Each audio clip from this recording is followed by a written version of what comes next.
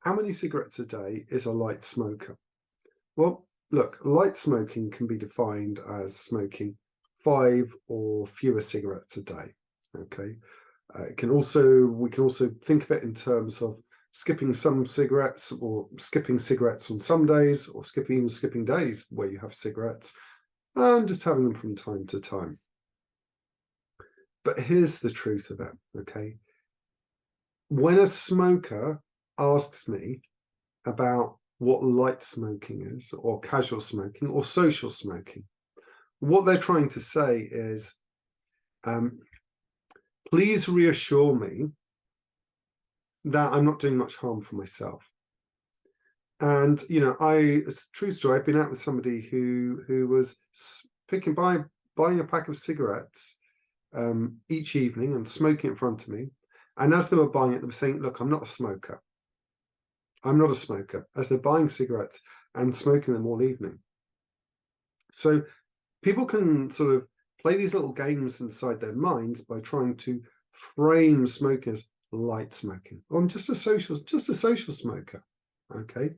So it's no secret that cigarettes are bad for your health. All right. It's the leading preventable cause of death, according to many, many studies, according to a huge amount of data. All right. So yes, light smoking could be defined as 5 cigarettes or fewer a day. But no cigarettes come without risk. All right. Repeated smoking puts you at increased risk of health issues. In fact, and I'll delve into this a bit more in some other videos, a lot of people are trying to shift over now to vaping, which in some ways is even worse than smoking. It has a whole bunch of other horrible chemicals in, okay, as well as high amounts of nicotine and things like formaldehyde. And there are people who are ending up in hospital there after having just vaped for 1 month. All right, it's a real problem. But in terms of this, light smoking is harmful to your health. So when somebody says, what is light smoking? Usually those smokers are looking to convince other people so that they convince themselves that it's okay. They're not really doing themselves any harm, because they're not smoking as much as Bob, who's smoking 20 a day. They're just smoking 5 a day or 3 a day or occasionally. All right.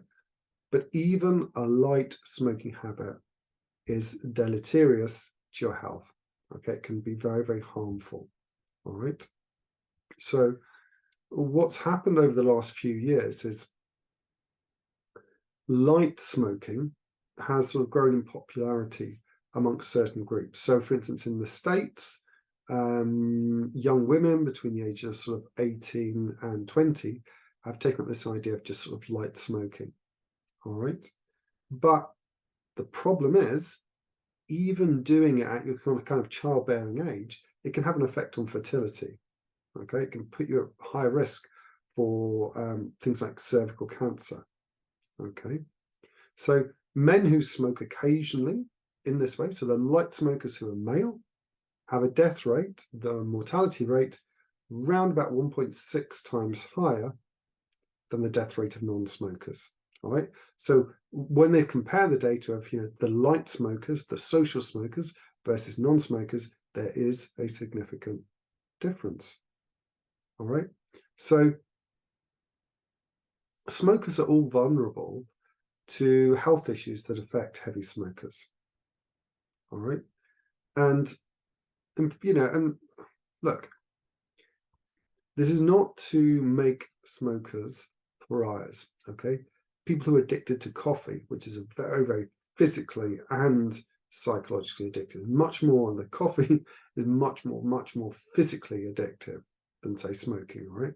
Those people, I've seen many try to quit cold turkey with coffee. Good luck to that. All right. Those people genuinely have the most horrendous, very often the most horrendous experiences, like headaches and so forth, quitting from that, because there's a very, very quick kind of like physiological dependence, but there's also a psychological side as well. Okay. It's just that with smoking, the risk with all the many thousands of chemicals that are contained within cigarette smoke have this huge effect on a person, a huge negative effect, okay? And it causes a dependency. As we talked about before, this psychological dependency is a thing really that we've got to deal with, okay? And the expectations around how you're going to quit without it, okay? Because typically smoking's come into somebody in their life at a formative time or a challenging time. The average age of starting smoking is about 15. So it's been associated with the highs and lows in life. And then the idea of quitting something that is this psychological crutch, quite frankly, can cause, quite a lot of distress, even like a mild depression. And it is the thoughts and feelings, the energy that comes up around the concept of quitting smoking that we need to be most careful around, most cautious around, okay? And I want to kind of make this really, really clear. Because even though we're talking about light smoking and what a light smoker is, they can still have that same kind of dependency on this. It's like having the rug taken from under your feet. Okay, nobody would want a crutch that they need, or a walking stick that they need to move around on, taken away from them. Okay, and that's how it kind of feels when people are coming to quit smoking. Now it's interesting because we know that the conscious mind and willpower is a finite resource. Recently, I was looking at some of the data around running, and it's very interesting that a lot of experienced runners can go into new environments and struggle. Why? Because they're spending all their time having to make decisions again about how they're going to manage that terrain and what the obstacles might be and how they're going to manage it. And it became very clear to me that that can burn them out very, very quickly, because all the expectations that they're now having and the emotional reactions that they're now having are literally sapping the physical energy from their body. It's exactly the same that happens when it comes to quitting smoking, which is why we have to be careful, even if you're a so-called light smoker, okay, and or a social smoker.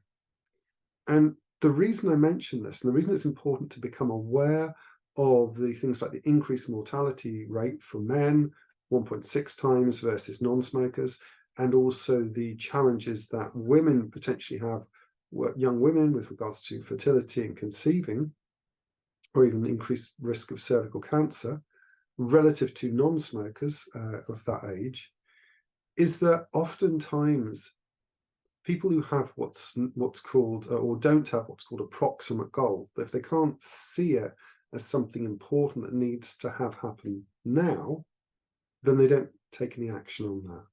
Okay, and they kind of think, well, I'll be okay because I'm just a light smoker, I'm not a heavy smoker, or the reframe, I'm just a social smoker. Look, there's nothing social about smoking cigarettes. You could imagine in traditional culture sitting around smoking the pipe of peace around a campfire, fair enough, but that's not what we're talking about. Okay, and this is where there are a lot of challenges. So remember, light smokers are just as vulnerable to the same health issues as heavy smokers, and they have significantly more challenges than non-smokers do. Okay, and that's why it's really important to sort of have in mind. It's important really to keep that in mind, because I mean, everything, if you think about all the risks of smoking, heart attack, stroke, emphysema, chronic obstructive pulmonary disease, cancers of the mouth, the lungs, all right, you want to avoid tobacco, even in small amounts. Okay, and that's really important, because light smokers often have this, they are in a state of denial about smoking. Okay, and I think it's really important to look it in the face and go, this is harming me, this is not good for my well-being. By smoking, I'm perpetuating this myth that it is social. I'm being a poor role model for my friends and family and other people in the world. And if I quit this, I'm going to feel better, I'm going to feel happier, I'm going to feel a sense of pride, and I'm going to show other people, I'm going to be a beacon for other people that they can quit. So look, light smoker, 5 or fewer cigarettes a day, who, or maybe, are smoking some days where they're not even smoking at all, or even less than that. Okay. But please don't lose sight of the fact that the light smokers or social smokers are still really antisocial, and are still doing harm to themselves, and really finding the reason, understanding this can help quite a lot for finding a deep personal reason to quit, because it will start to push you over the threshold of realizing that, look, I've got this proximate goal, I've got something now, I know I need to take care of this now before things get any worse. All right. And remember, there is a lot of good news around quitting smoking, that, if you quit before the age of 35, statistically, your body can take care of everything. It can basically heal itself, clean itself out, so that your risks relative to non-smokers are, on average, the same. Okay. But that's on average. So why leave it? Why take the risk? So even if you're a light smoker, please consider the benefits of quitting, go through that. And if you need some help, then reach out, because there are a lot of good people who can help you, provide you with the support that you need.